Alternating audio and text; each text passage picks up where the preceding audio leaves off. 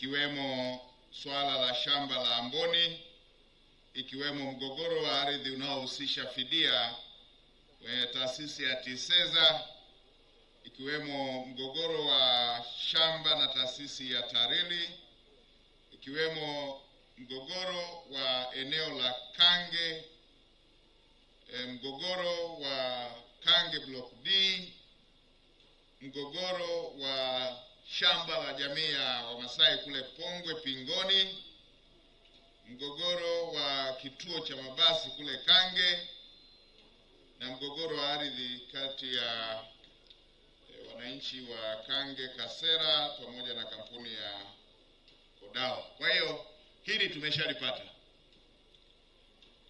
lakini nimepata na maelezo mengine kutoka kwa mheshimiwa mwenyekiti wa chama katika maelezo yake aliyotoa na haya ambayo waheshimiwa wabunge wamesema.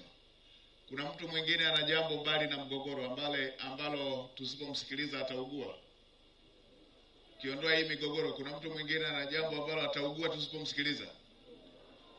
Haya, wako wawili hao, watatu na yule mama. Haya, njoni hapa mbele haraka haraka, muda uko upande wetu.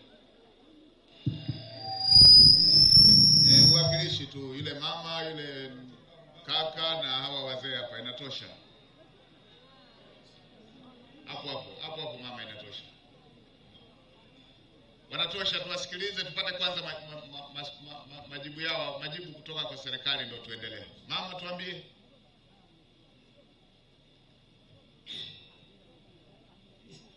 Mimi naitwa Mwanaisha Kapela, familia ya Kapela.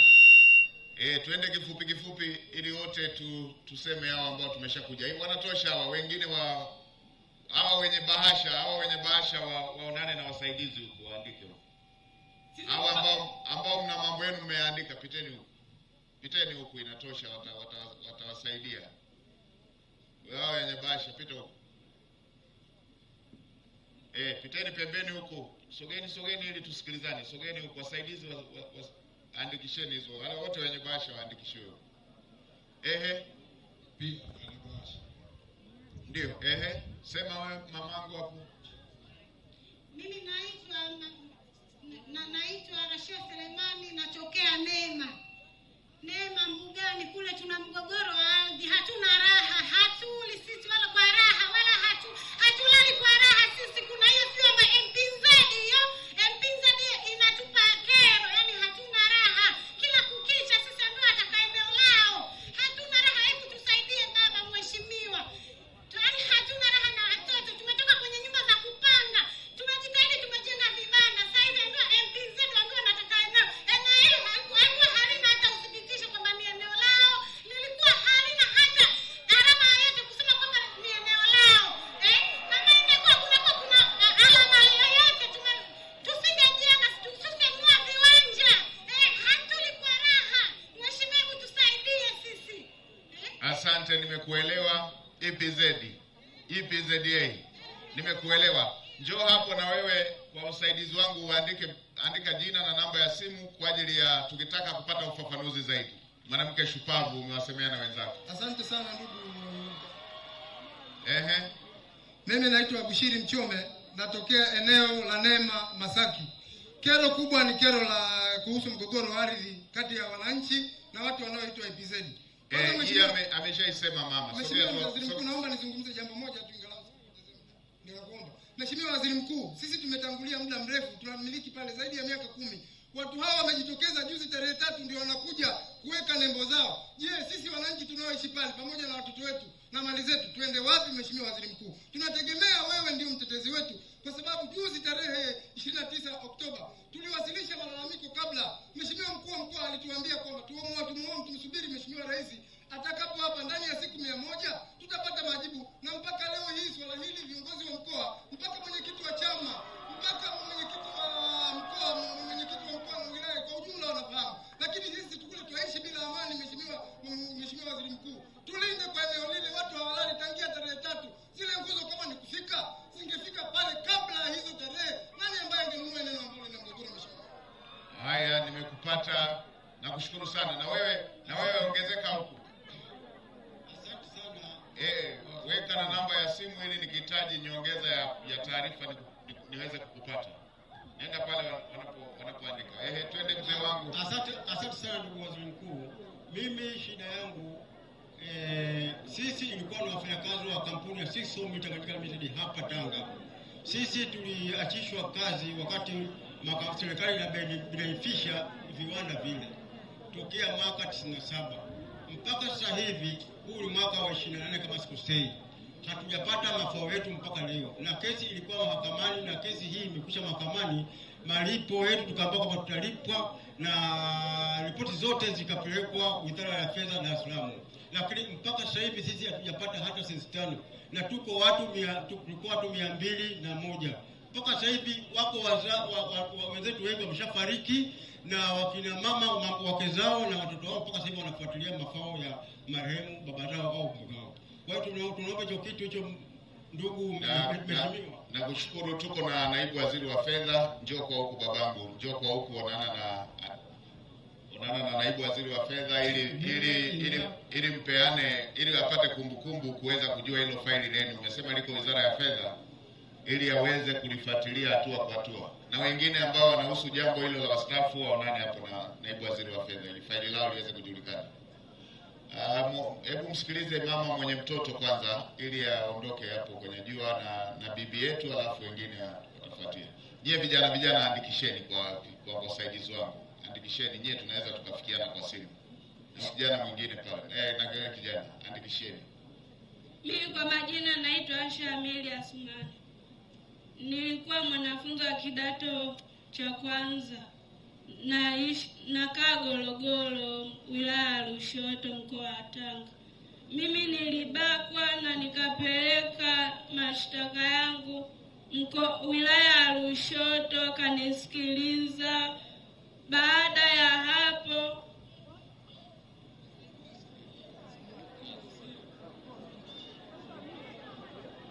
pole.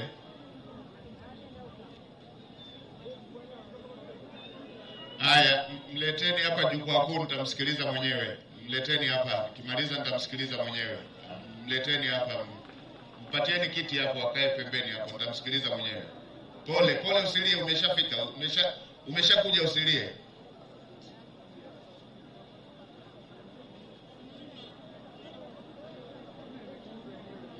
Hebu msaidieni kupunguza, msaidieni kumudu hali hiyo.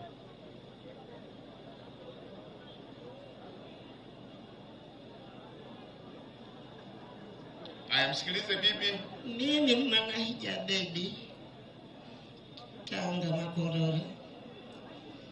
Tumekaa tunatumia tunafuata chama chetu, tuongoza mpaka makadi tumepewa. Watu wamekaa wameandikishwa hela za tastafu. Hela zile naona watu wanapewa, mbona mimi sipewi? Sina chochote, sina nyumba, sina mtoto anasaidia. Nimekaa hapo labda mtu asikie huyu.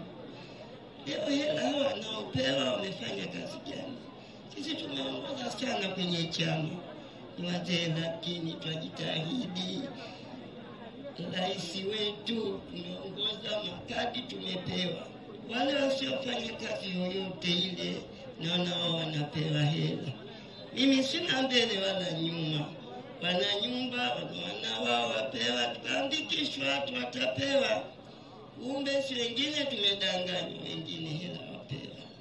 Haya, mguuni huu sina kazi yoyote, nimeanguka. Huu ni mwaka wa 4. Nani aniulize kuwa yule mtu kwa vile kaanguka ni mwanachama wetu? Hata siku moja sijalitoa sasa. Haya bibi, nenda pale kwa katibu. Katibu, pata majina yake, mheshimiwa na rasi, waangalie utaratibu wanaotumia kuwaingiza kwenye tasafu. Lakini bibi amesema hana kitu, mpatie kidogo ajiandae na mwezi mtukufu. Nenda pale.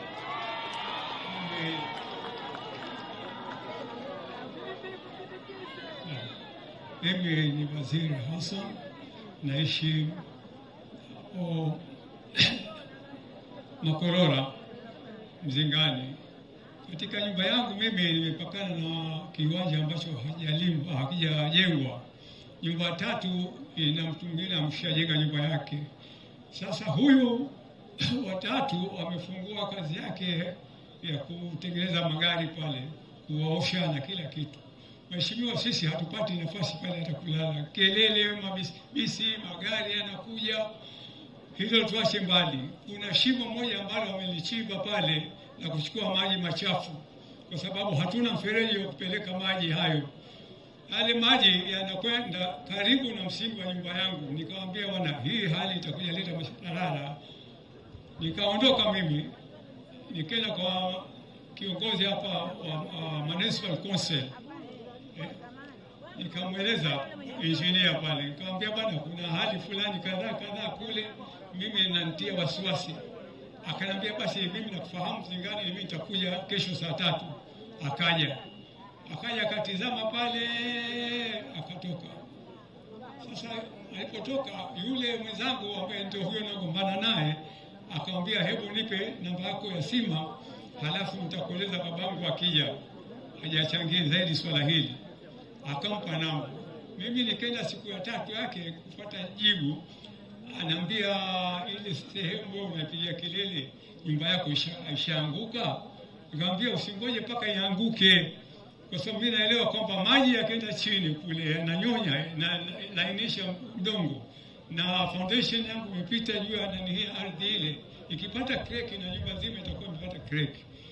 Basi yule bwana akawa ananizungusha, akaniambia basi mimi nitakuja kesho nitazama. Alipokuja tena tukakaa pale, yule mama mwenye nyumba ile akamwambia hebu nipe simu yako namba, alafu mwanangu akija tutakupigia simu tukueleza, akija ujizungumza naye.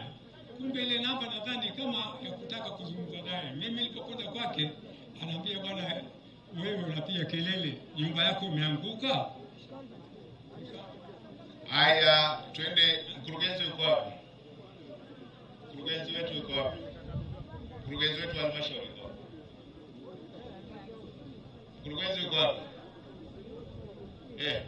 Babu wewe njoo, hilo la mkurugenzi. Njoo upande wa huko. Alafu ninyi wenye karatasi nendeni kwa wasaidizi. Huyo kijana wa pundamilia mpe wa mwisho wa kofia. Hawa wazee wangu nendeni hapa kwa wasaidizi, hizo hoja zenu zenye karatasi. Twendeni kwa huko. Asante Mheshimiwa Waziri Mkuu. Twendeni kwa huko. Huyo hapa wa pundamilia tumsikilize. Hawa ambao wana karatasi twendeni kwa wasaidizi. Hebu wasaidie kuwaelekeza. Katibu, awasikilize hawa wenye karatasi. Asante Mheshimiwa Waziri Mkuu. Kwa majina naitwa Amani Hassani. Mimi ni mjumbe wa serikali ya mtaa Kiomoni. Mimi nina mambo matatu Mheshimiwa. Hao watatu Edisi waelekeze kwa katibu, hao watatu hao wenye karatasi. Alafu huyu wa pundamilia tumsikilize.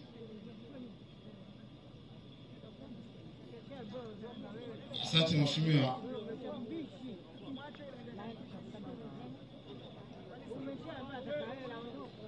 Endelea wewe mwenye pundamilia. Asante Mheshimiwa. Kwa majina naitwa Amani Hassani, ni mjumbe wa serikali ya mtaa wa Kiomoni katika kata ya Kiomoni. Mimi nina mambo matatu Mheshimiwa. Mawili kama kero, lakini la tatu ni ushauri kwa serikali. Jambo la kwanza Mheshimiwa, kwenye mtaa wangu mimi kama mjumbe wa serikali tuna mapango ya Amboni. Yale mapango awali yalikuwa yako chini ya idara ya mambo ya kale, ambayo yapo kisheria, lakini yana mipaka yake ambayo inasimama kisheria kwa kupitia GN ambayo ilitoka mwaka 1954. Lakini Mheshimiwa, kama miaka 6 iliyopita yalitolewa kutoka kwenye idara ya mambo ya kale wakapewa ndugu zetu wa hifadhi ya Ngorongoro.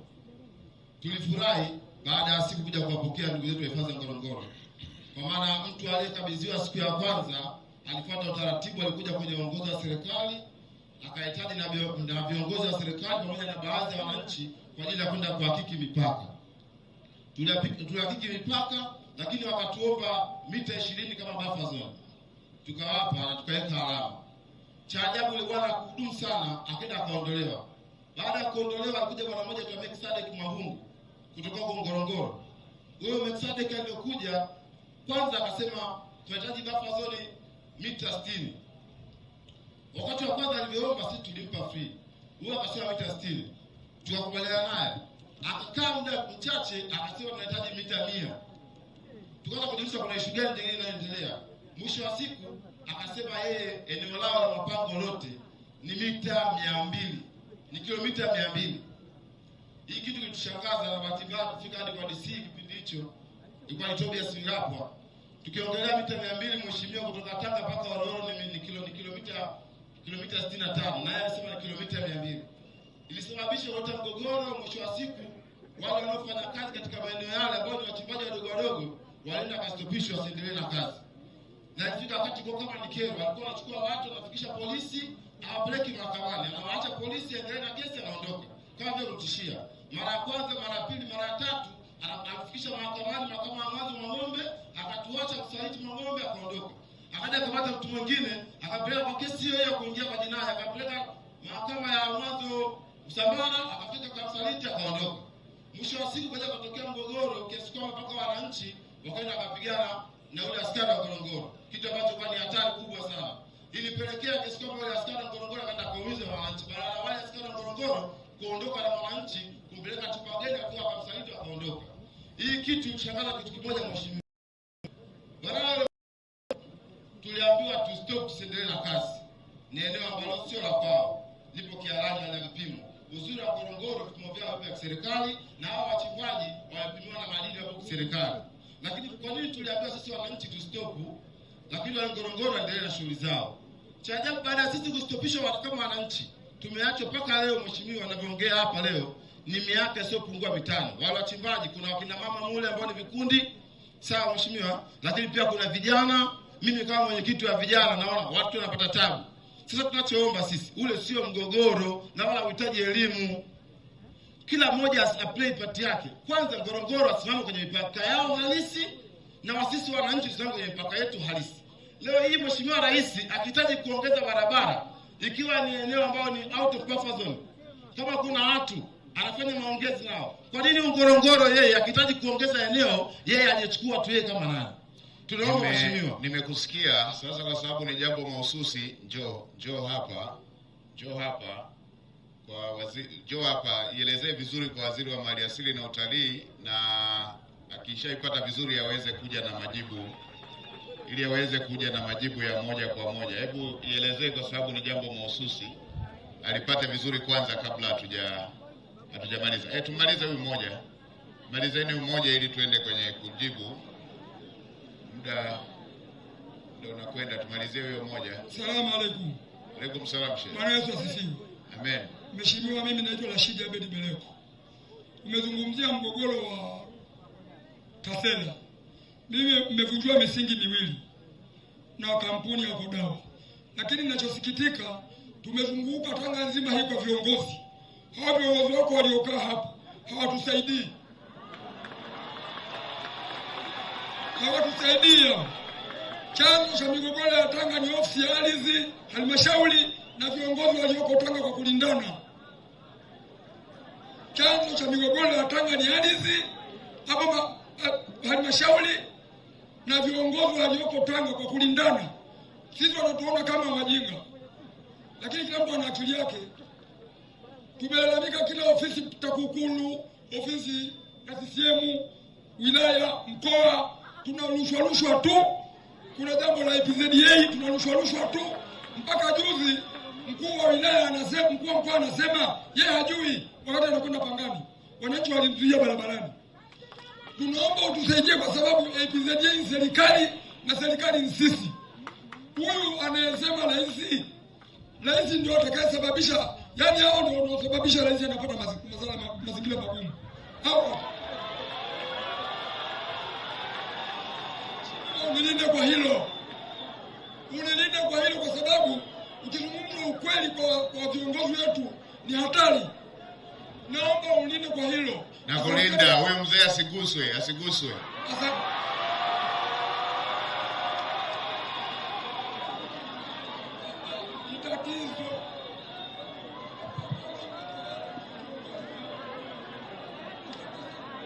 Haya, asante sana. Mtu wetu wa ardhi yuko wapi? Hebu tuambie mmechukua hatua gani kwenye haya mambo yanayosema. Mtu wetu wa ardhi yuko wapi? Mtu wa ardhi yuko wapi? Njoo hapa, njoo upande huu, njoo hapa kwenye eneo, njoo hapa kwenye kisemeo.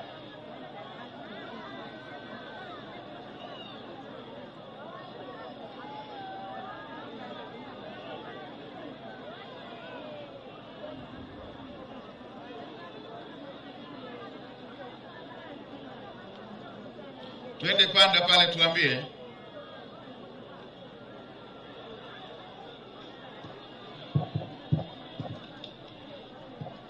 Tuambie moja kwa moja migogoro hii iliyotajwa hii.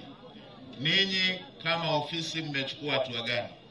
La pili nimepenyezewa, najua ndio mtakachosema kwamba wananchi wamefuata hayo maeneo. Wakati wanafuata nyewe mlikuwa wapi?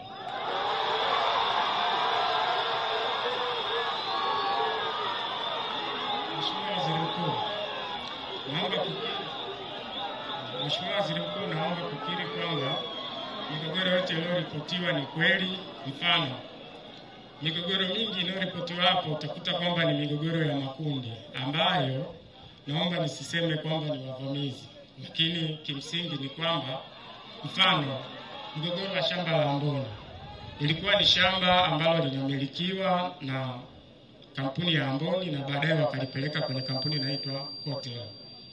Baadaye kampuni hii imekuja kupima na kuna wananchi walikuwa wamo mle ndani. Mfano, kwenye mgogoro huu iliamuliwa kwamba kulikuwa na wananchi 1506 wapewe kiwanja kimoja ili na wao wawe accommodated. Kwa hiyo kimsingi, mfano, katika mgogoro huu sisi ardhi hatuna pingamizi. Iwapo itaamuliwa kwamba eneo hili lirudishwe kwa wananchi, tunaozwa kufanya hivyo, lakini ilikuwa ni shamba ambalo lina miliki na hati. Pili ni mgogoro wa EPZA. Mheshimiwa mtaalamu, tusaidie kwanza. Watu hawa sio sindano. Ndio. Wanafikaje watu 1300? Ndio ninyi mnaanza kuchukua hapo. Mheshimiwa Waziri Mkuu, hilo tukiri kwamba ni kweli tumefanya makosa.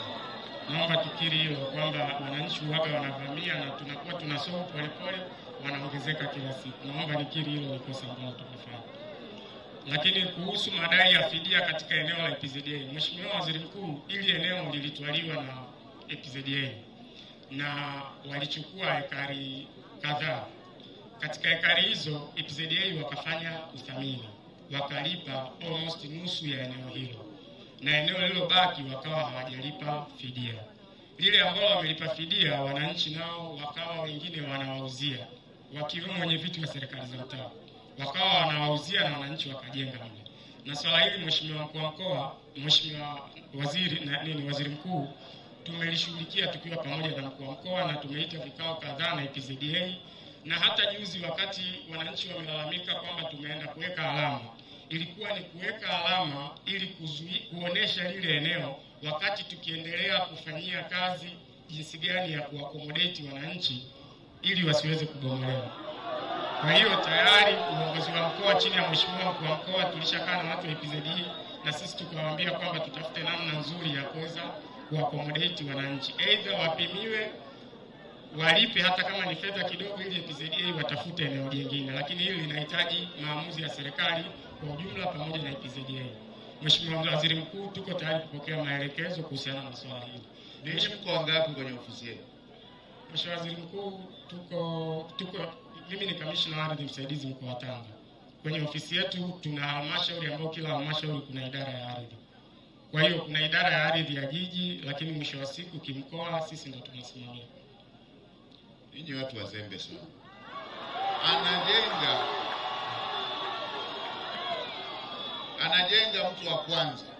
Anajenga mtu wa kwanza kwenye eneo lililofidiwa. Anajenga wa pili, anajenga wa tatu, anajenga wa nne. Mnawapelekea umeme, mnawapelekea shule, alafu mnapeleka alama za kuwaondoa. Hii akili ya wapi?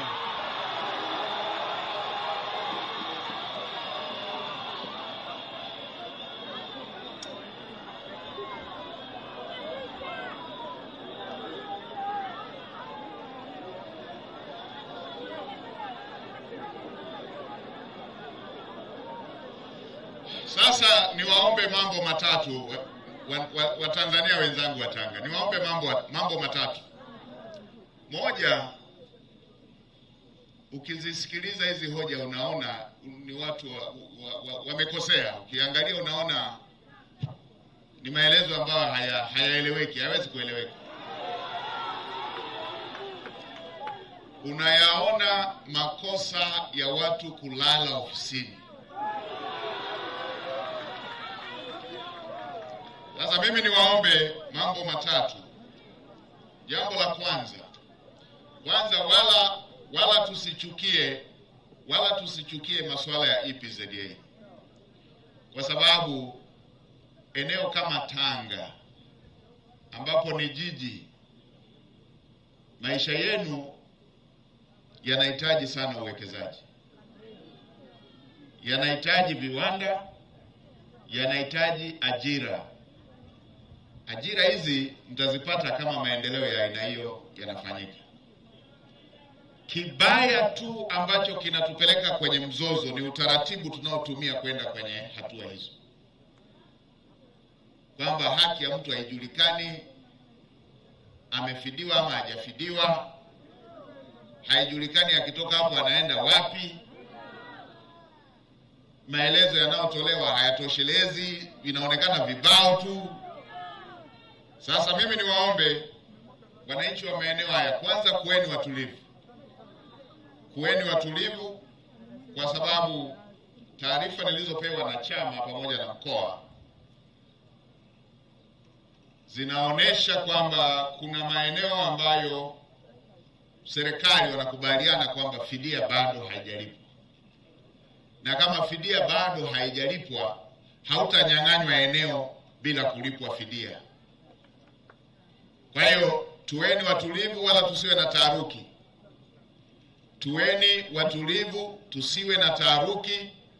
Hata nyang'anywa mtu eneo bila kulipa fidia.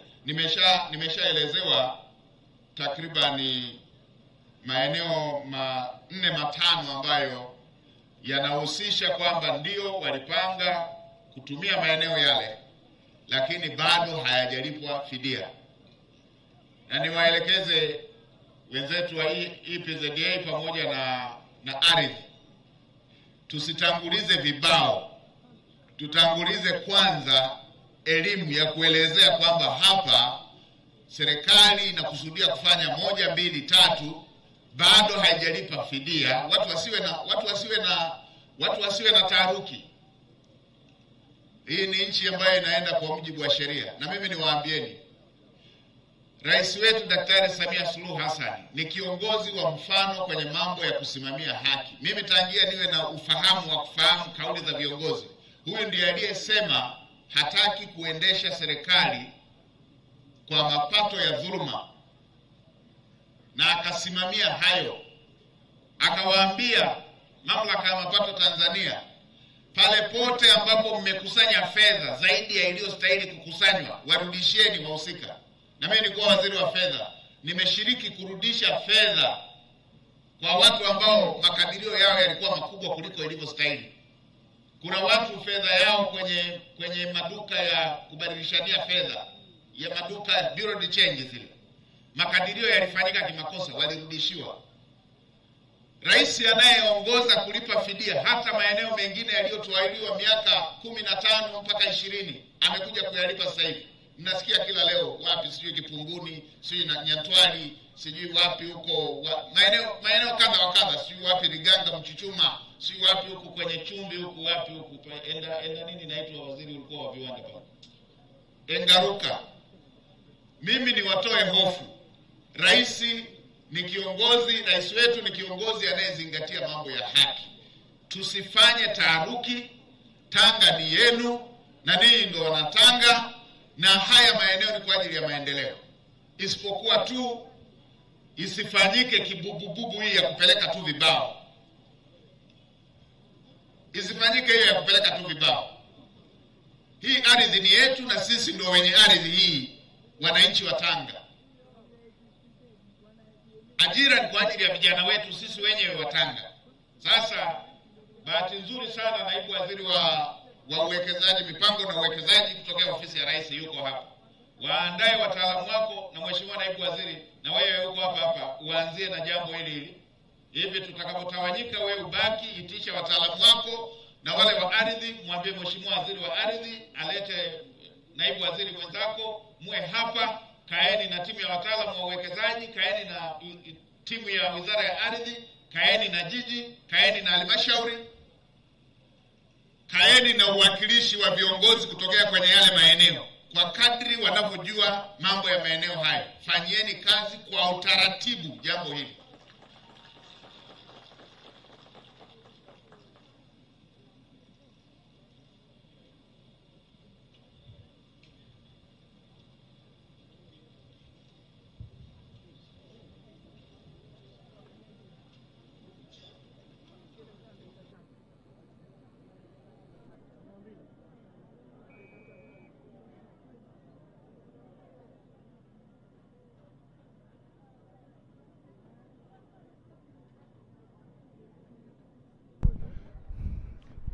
Mtazamaji, unaendelea kufuatilia matangazo ya moja kwa moja kutokea katika uwanja wa Lamore hapa jijini Tanga, mahali ambapo Waziri Mkuu wa Jamhuri ya Muungano wa Tanzania Daktari Mwigulu Lameck Nchemba anazungumza hivi sasa na wakazi wa jiji la Tanga waliojitokeza hapa, na ni muda mfupi uliopita alikuwa akisikiliza kero za wakazi hawa wa jiji la Tanga, lakini na wale ambao wako maeneo ya jirani ambao wamejitokeza mbele yake kueleza yale ambayo yanawasibu, na yale ambayo yanatolewa ufafanuzi wa hapo kwa hapo basi yanatolewa na kutatuliwa, lakini yale ambayo yanahitaji ufuatiliaji basi Mheshimiwa Waziri Mkuu anawaagiza viongozi wa kisekta kufanya hivyo, kwenda kutoa majibu ama kutafutia majawabu ya kina, na kisha wazungumza waje kuleta jawabu ya kina kwa wahusika. Na sasa Mheshimiwa Waziri Mkuu anaendelea kutoa maelezo hapa tofauti. Kwa hiyo tutaendea kila eneo kwa utaratibu na umaalum wake. Mheshimiwa Mkuu wa Mkoa, na wewe kwa sababu liko kwenye eneo lako, basi utaendelea kutoa miongozo. Tuma wataalamu kutoka RS waungane na timu yetu hii ili jambo hili liweze kufanywa kazi kwa umakini. Kwa upande wa wananchi, maeneo haya ambayo yametajwa, na ninyi uongozi wenu ushiriki, vitafute namna ambayo mtatumia uongozi wenu ushiriki taratibu, ili jambo wala msiende kwa hamaki wala taharuki. Jamani, si tunaelewana? Tuendeni taratibu. Hakuna mtu ataondolewa bila kupewa fidia. Kama kuna uhitaji huo wa masuala ya uwekezaji, masuala ya EPZA, mimi taarifa yangu hapa inanionyesha maeneo ambayo bado hayajafidiwa, na hii ni taarifa ya serikali. Kwa hiyo na taratibu za kufidia zilikuwa zinaendelea. Kwa hiyo hayo yatafanyika namna hiyo. Kuna eneo nimeambiwa fidia ilishalipwa takriban bilioni 3.8. Nimeelezewa kwamba kuna sehemu ya wananchi bado hawajafidiwa. Kaeni, endeleeni na shughuli zenu. Hiyo sehemu ambayo haijafidiwa itafidiwa. Hakuna mtu ataondolewa bila kufidiwa. Kwa hiyo hilo na lenyewe mtaelezewa hao wanaoangukia kwenye kundi hilo. Ile mingine migogoro mahususi, nielekeze wenzetu wa Wizara ya Ardhi, malizeni migogoro hiyo. Kama mna upungufu wa stafu, waambieni wenzenu wa makao makuu, na naelekeza mpitie mgogoro mmoja baada ya mwingine. Na bahati nzuri sana Mheshimiwa mbunge naye sasa hivi bunge limeshamaliza vikao vyake, naye atakuwepo. Mheshimiwa mbunge, na wewe shiriki, utakuwa unaniambia kila kinachoendelea ili tuweze kuona kama kinaendelea katika uelekeo sahihi. Niwapongeze sana Chama cha Mapinduzi, chama kinachosimamia maslahi ya wananchi. Mwenyekiti, mliingilia kati mkasema wananchi hao wasibomolewe nyumba zao. Nakushukuru sana mwenyekiti, mjumbe wetu wa kamati kuu. Utaratibu unaotumika maeneo yote, kama eneo lina maslahi mapana ya taifa ambayo kwa kweli kama nilivyotangulia kusema, wala tusichukie masuala ya uwekezaji. Ninyi mko mjini, ni jiji, mnahitaji uwekezaji. Hii wala hata tusimuminye maneno. Mnahitaji uwekezaji, mnahitaji viwanda. Angalieni viwanda vilivyotikisika jinsi ambavyo Tanga ilirudi nyuma. Sasa leo hii tunavyoongelea barabara hizi zote kubwa, zote zinatakiwa zifanye shughuli ya uzalishaji. Tunaongelea kufufua upya bandari hapa, lazima ifanye shughuli za uzalishaji, ibebe bidhaa. Kwa hiyo tusichukie uwekezaji, twendeni tu tushughulikie utaratibu usiolinda haki. Tunyoshe kwenye hilo. Wazee wa watu wazima, mmeongea kwa hekima zote, mmeongea kwa hisia, haya yatasimamiwa. Hiki ndicho ambacho Daktari Samia Suluhu Hassan ametutuma kushughulikia maeneo ambayo yanaleta kero. Daktari Samia Suluhu Hassan amesema anataka anapomaliza aache tabasamu la utu. Hii sio kauli mbiu, bali ni dhamira ya dhati na ni uongozi na ni miongozo ambayo ametoa kwetu. Kwa hiyo TISEZA, EPZA, ardhi, bainisheni maeneo haya, kila eneo kwa mahususi wake. Eneo ambalo linatakiwa kulipwa fidia, watu wasio na taharuki, waambieni kwamba ni kweli eneo hili linahitajika, fidia bado haijalipwa, kaeni, fidia italipwa. Na tathmini itafanyika, mtaongea na Watanzania wenzetu hao, wajue, kila mtu ajue utaratibu gani unaoendelea. Kama kuna eneo ambalo liko kisheria, nimeona migogoro mingine hapa imeshughulikiwa kisheria, mtawapa mwongozo wananchi wetu. Kama kuna eneo ambalo lina mzozo ambao unahitaji serikali yenyewe ingilie kati, twendeni tuhakikishe wananchi wanajua kitu ambacho serikali inafanya. Ndugu zangu, kwenye hili naomba tuwaachie timu yetu hawa ambao wako hapa, na naelekeza naibu waziri ama naibu waziri wa ardhi na yeye aungane ama watume wataalamu wao. Mheshimiwa naibu waziri, mtapanga aidha wataalamu waanze kazi, baada ya hapo lije lifike ngazi hiyo. Na mtakapokuwa mmemaliza, kabla mjawajulisha, nataka na mimi nijue mmeandika nini kwenye hilo. Msipeleke mabango kabla sijayaona mmeandika nini. Kwa upande huu naomba mridhie hizi hoja ambazo zilikuwa zimetolewa, tuzijibu, tuende na mwongozo huo. Sasa kabla sijaondoka hapa, niwaombe Wanatanga tuingize kwenye kumbukumbu kazi kubwa rais wetu anayofanya. Mimi nimeenda kwenye ziara tangu juzi, nimepita pale Mkata, pana mradi mkubwa wa umeme, wa kupozea umeme, ambao utaondoa mkoa wa Tanga kwenye matatizo ya umeme kukatika katika. Hili ni jambo kubwa ambalo sote tunatakiwa tumunge mkono Daktari Samia Suluhu Hassan kwa kazi hiyo kubwa anayofanya. Nimeenda Kilindi. Kilindi ni kilomita za kutosha kutoka hapa. Nimekuta hospitali inayojengwa yenye hadhi ya hospitali ya mkoa iko pale Kilindi. Na nimeelekeza ikamilishwe utaratibu wake wa ujenzi ili wananchi wale waendelee kupata huduma ile iliyo bora. Hii ni kazi kubwa nzuri ya kutukuka ambayo rais wetu ameifanya. Na ninyi kama wananchi wa mkoa wa Tanga, sote tunatakiwa tuendelee kumtia moyo kwa kazi kubwa hiyo na nzuri anayoifanya. Lakini sambamba na hiyo, nimeambiwa katika kipindi cha miaka minne, zile halmashauri takriban 6 au 7 ambazo hazikuwa na hospitali, zote zimepata hospitali za ngazi ya wilaya. Hili si jambo la kulipuza, ni jambo kubwa ambalo rais wetu amelifanya. Lakini sio hiyo tu, nimepita mradi wa maji. Mradi wa maji, mwacheni mzee wangu aje tu, mwacheni aje, tutamsikiliza. Mwacheni asogee, tutamsikiliza. Nimeona mradi wa maji pale Korogwe, mradi mkubwa wa maji ambao utapeleka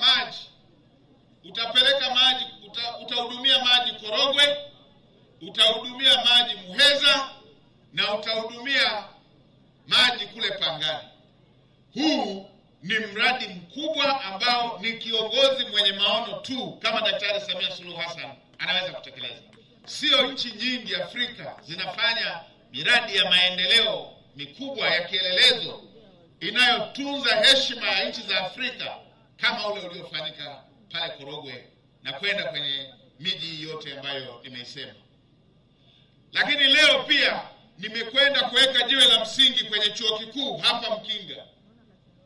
Hadhi ya chuo kikuu kile nilivyokiona kwa nchi zingine ndio kingekuwa chuo kikuu cha nchi nzima, kimeletwa hapa Mkinga.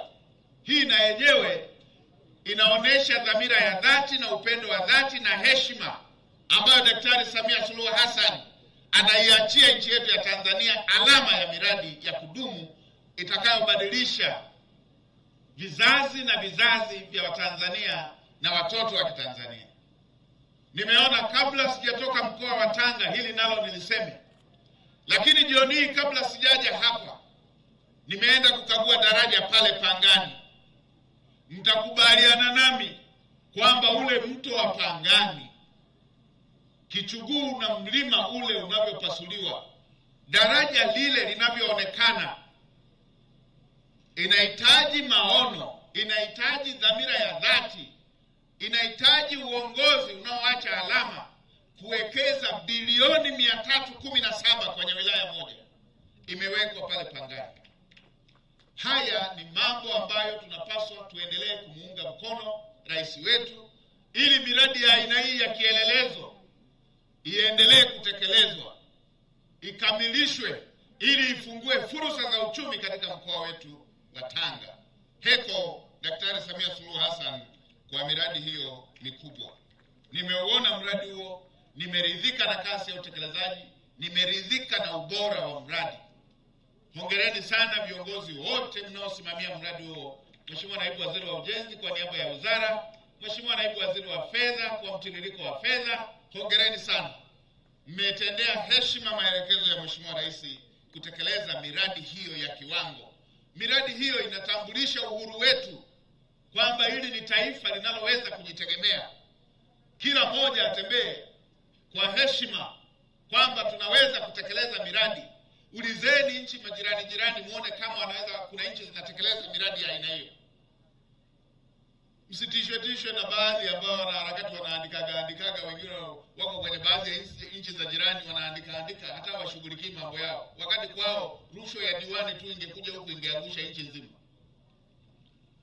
Tembeni kwa heshima. Hii ni miradi inayoweka heshima, inalinda heshima ya uhuru wa nchi yetu. Matumizi ya rasilimali walipa kodi wa Tanzania, fedha ya walipa kodi, na nimeona na mabango ya pongezi kwa TRA. Kodi inaenda kwenye mradi ambao utadumu, utaunganisha upande mmoja na upande mwingine, mkoa wa Tanga na mkoa wa Pwani. Mradi wa kiwango cha kimataifa. Madaraja kama yale, Mheshimiwa mbunge wa Pangani, tulikuwa tunayaona kule Japan, tulikuwa tunayaona kule China, tulikuwa tunayaona kule Korea, lakini liko pale Pangani. Huu ni mradi wenye ubora wa kiwango cha juu. Sasa baada ya maelezo hayo mazuri na pongezi kwa rais wetu, hii ni ziara yangu pia ya hapa Tanga mjini. Nimeshapokea kero zinazohusiana na migogoro ya ardhi na nimetoa maelekezo yake, lakini nimepokea na kero zingine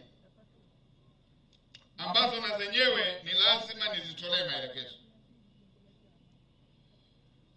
Na mkurugenzi wa jiji yuko hapa. Mkurugenzi wa jiji yuko hapa. Hebu tuambie, mkurugenzi, kuna ujenzi wa vyumba vya madarasa katika shule ya sekondari Chongoleani.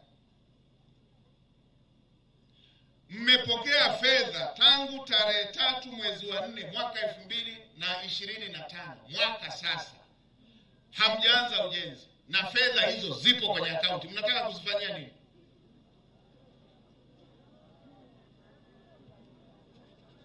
Asante Mheshimiwa Waziri Mkuu. Nikuhakikishie kabisa katika shule ambazo viporo tulikuwa navyo sisi ni Kange Kasera na shule ya sekondari Chuma ambayo iko upande wa kushoto kwako. Watu wa Chongoleani wanaendelea na kazi, walichelewa kutokana na sababu mbalimbali zilizowapelekea wakuu wa shule na wale wasaidizi wao kuhamishwa.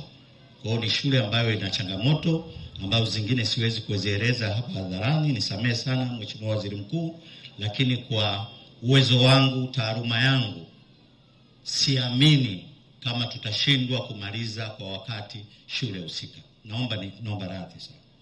Ujenzi wa matundu ya vyoo, mmepokea fedha tangu tarehe 3 mwezi wa 4 2025 mpaka leo, fedha mnazo na vyoo hamjajenga. Mnataka kuzipeleka wapi fedha hizo? Watoto wanahangaika vyoo na fedha mnayo. Mheshimiwa Waziri Mkuu, mimi kwa muda niliopo, nina mwaka mmoja na miezi miwili, nimekuta viporo mbalimbali 96 vya mwaka 17, 18 na 19. Kwa hiyo tulipelekea juhudi kubwa kumaliza viporo hivyo 96 vinavyogharimu zaidi ya bilioni 17. Uko peke yako? Hapana, siko peke yangu kwa sababu ni viporo vya zaidi ya miaka 6. Mnakuaje na viporo na kila siku mko ofisini? Kila siku mko ofisini, shule ziko mwendo wa kutembea kwa miguu, fedha mmeshaletewa. Wako wapi hao watu wako mnaofanya nao kazi? Naomba afisa elimu. Nani anayesimamia hivi? Yuko afisa elimu Gwakisa. Yuko wapi? Yuko wapi yule anayesimamia hivi?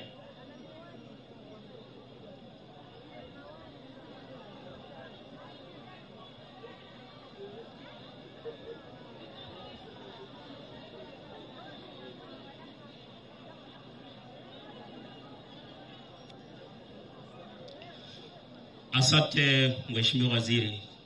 Changamoto kubwa ambayo tunakutana nayo ni kwamba tunapotangaza kwenye mfumo wa NeST, waombaji wanachelewa. Tunaweza kutangaza mara ya kwanza hakuna anayeomba, mara ya pili hakuna anayeomba. Kwa hiyo changamoto ni kubwa katika uombaji wa kazi hizi. Asante. Kwa hiyo tatizo hilo liko Tanga tu? Mbona kwingine sijakuta fedha zimekaa mwaka mzima na hazijafanya kazi? Mheshimiwa Waziri, ni kwa mnakwenda ofisini mwaka mzima, watoto wanakosa matundu ya vyoo, tunakosa matundu ya vyoo kwenye shule zetu, na fedha mnayo. Lawama zinapelekwa serikalini kama vile serikali haijali watoto, kama vile serikali haijaleta fedha.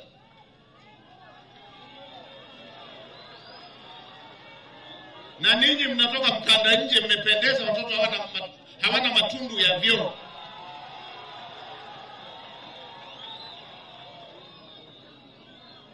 Hii shule iko wapi? Ni waelekeze watoto hawa wote wakajisaidie kwenye ofisi ya afisa elimu na mkurugenzi.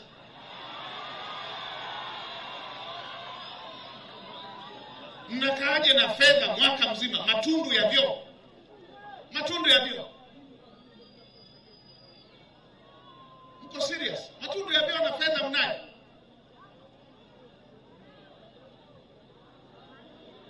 Waziri, fuatilia hii taarifa wanayoisema.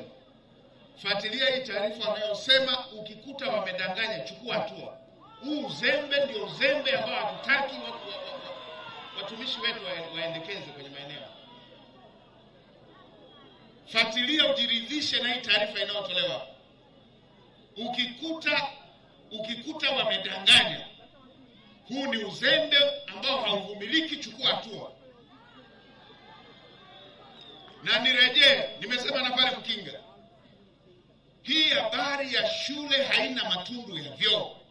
Nimesema kabla bajeti hazijapita, halmashauri zote, na nimesema waziri waandikie barua kabisa ili iwe kwenye kumbukumbu, halmashauri zote, majiji, manispaa,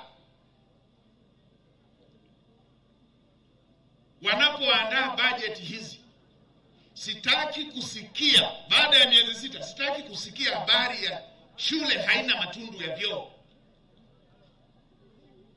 Hatuwezi tukawa nchi inayojenga miradi mikubwa ya kielelezo ambayo nchi zote za Afrika zinaiga mfano Tanzania, alafu tuwe na halmashauri tuna watu wana fedha ya matundu ya vyoo wamekaa nayo, kwamba watoto wanakosa vyoo. Haya mambo ya ujima.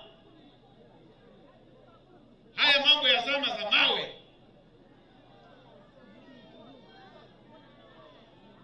Tukishamaliza miezi 6 hiyo na budget hiyo ikafika, eneo lolote nitakalosikia taarifa ya halmashauri, shule, zahanati, kituo cha afya hakina matundu ya vyoo, mkurugenzi na wataalamu wako mtakuwa mmeshashindwa kazi katika eneo hilo. Hatuwezi kuwa na wataalamu wanaoshindwa hata kujenga matundu ya vyoo. Fuatilia Mheshimiwa Waziri na nipate taarifa, uchukue hatua stahiki.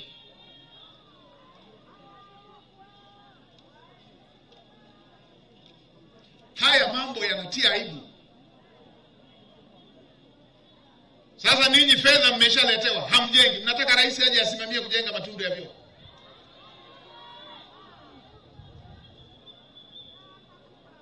Wataalamu wote kila siku mko ofisini. Mwezi mzima mko ofisini. Kila mwezi mnalipwa mshahara.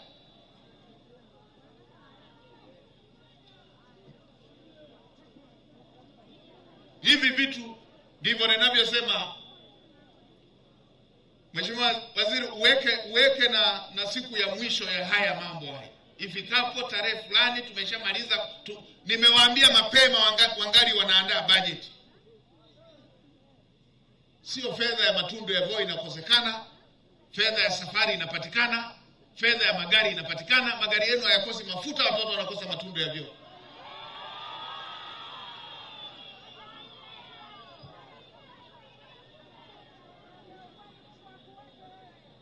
Niliwaambia na wengine pale, hivi vitu vingine vinatia aibu, vinaudhi. Nimeenda pale Handeni, rais katafuta fedha ya kujenga VETA, kasema kila wilaya iwe na VETA, watoto wa Tanzania wajifunze, watoto wa Tanzania wapate ujuzi, watoto wa Tanzania wapate ufundi, watoto wa Tanzania wajiajiri, watoto wa Tanzania waajiriwe.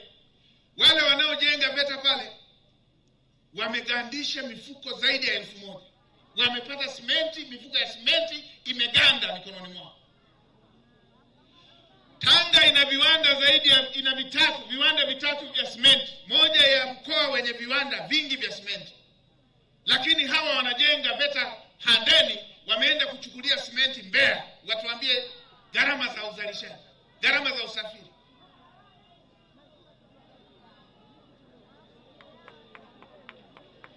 Wale wengine wanajenga VETA Njombe, kiwanda cha Mbeya ni sehemu ya kutembea kwa mguu. Mimi niambia wazazi wangu watu wa Singida walikuwa wanakuja hapa Tanga kwa mguu kutokea Singida. Hawa wakaona sehemu ya karibu ya kuchukulia simenti Mbeya.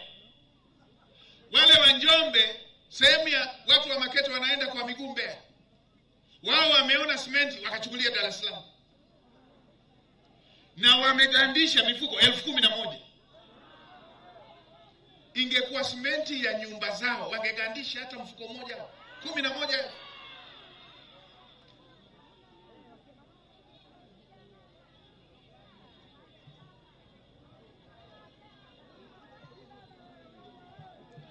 Nimeelekeza TAKUKURU wakafuatilie hayo, wafanyie uchunguzi wale wote waliohusika. Hatua ya kwanza, fedha ile ya mifuko iliyoganda wakatwe kwenye mishahara yao irudi. Ndio hatua zingine za nidhamu ziweze kuendelea. Yule mwingine nimepita pale Korogwe, mradi wa maji, kachukua fedha kaenda kudunda nayo. Fedha ya umma mwaka mzima, kazi aendelee nayo na fedha anayo. Nimesema akamatwe, asiachiwe mpaka azitapike zile fedha ndio aweze kuwa huru. Mambo ya kipuzi kabisa. Wakishauzi nikishaongea nasema sasa atachukiwa, sasa atachukia, mbona anakuwa mkali? Nani kawaambia nimeteuliwa kuja kupendwa mimi?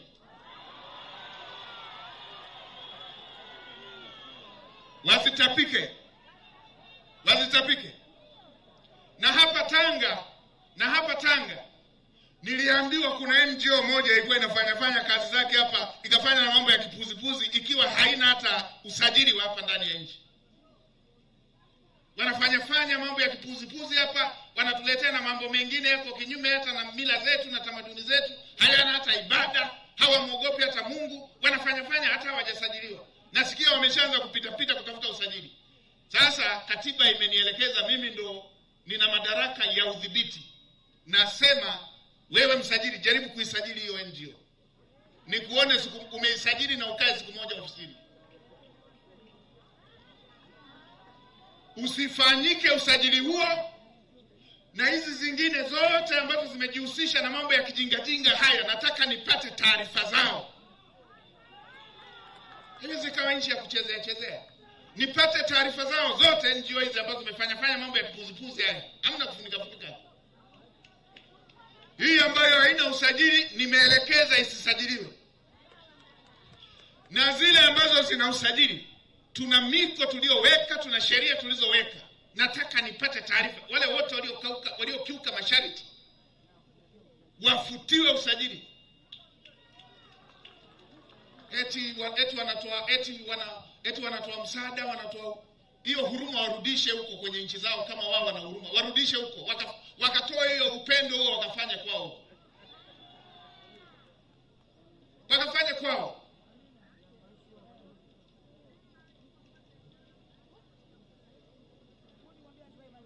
Mkumbushe waziri wa mambo ya ndani na waziri wa katiba na sheria wanaohusika na mambo ya usajili. Moja, hii ambayo wanaombea na imefanya vitu vya kijinga isisajiliwe. Na hizi zingine zote ambazo zimekiuka masharti ya usajili, sheria, miko, tamaduni zetu, wala wasione aibu kufuta. Kama wao wanakwepa kunyoshewa vidole, nimeelekeza mimi, katiba imenipa jukumu na madaraka ya udhibiti. Zifutwe.